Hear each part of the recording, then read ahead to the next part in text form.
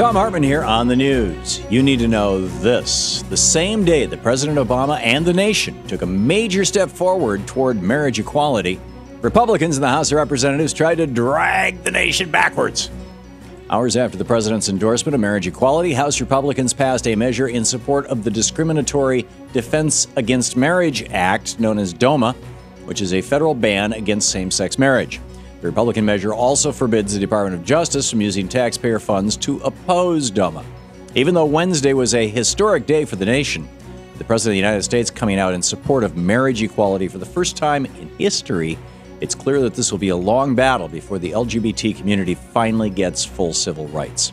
And we'll need the president's leadership and grassroots pressure on all lawmakers until victory is achieved. In screwed news, a coalition of progressive groups is trying to keep democracy alive in Michigan. The Stand Up for Democracy Coalition collected 226,000 signatures to put Republican Governor Rick Snyder's financial managers law on the ballot for repeal in November. But their efforts were squashed when two partisan officials on the State Board of Canvassers last month refused to certify the signatures because, they said, the font on the petition was the wrong size. Two other officials on the board approved the petition, but the deadlock prevents the ballot initiative from moving forward. Now the coalition is fighting back, appealing the decision to the State Board of Canvassers and trying to give Michiganders a say on whether or not their governor can take over a city, then appoint a crony to fire all the elected officials, break union contracts, and cut back on public services like cops on the beat and streetlights. For those listening in Michigan, this movement needs you.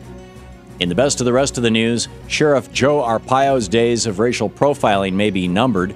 The Justice Department said on Wednesday it's planning to file suit against Arpaio, alleging that America's so-called toughest sheriff is violating the civil rights of Latinos. In settlement negotiations, the Justice Department offered a court-appointed monitor to train Arpaio's officers in how to make constitutional traffic stops without violating civil rights. But Arpaio's office refused, thus making a lawsuit inevitable.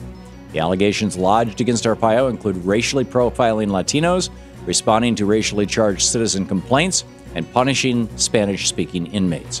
There's also a separate issue of Arpaio's office failing to investigate more than 400 sex crimes, including some against children, since 2007. Arpaio likes to call himself America's sheriff, but he has no idea what our nation's values really are. Bank of America's annual shareholder meeting this year is occupied. Thousands of protesters marched to the scene of the shareholder meeting on Wednesday in Charlotte, North Carolina, to raise awareness about Bank of America's corruption of our government, their ties to the dirty coal industry, and illegal foreclosure practices. In response, the city manager of Charlotte declared the shareholder meeting an extraordinary event, meaning local law enforcement could limit free speech, profile people, and randomly search demonstrators. While the marches and demonstrations were peaceful, there were reports that 4 people were arrested. Meanwhile, inside the meeting, shareholders voted for more disclosure of the bank's lobbying efforts. Unfortunately, the measure failed to pass. Bank of America is just the most recent bank to see its shareholder meeting targeted last month. Hundreds of people rallied outside a Wells Fargo shareholder meeting, leading to 24 arrests. The banksters' hijacking of our economy and democracy is no longer taking place in the shadows. It's out in the open, and the people are fighting back. Let's keep it up.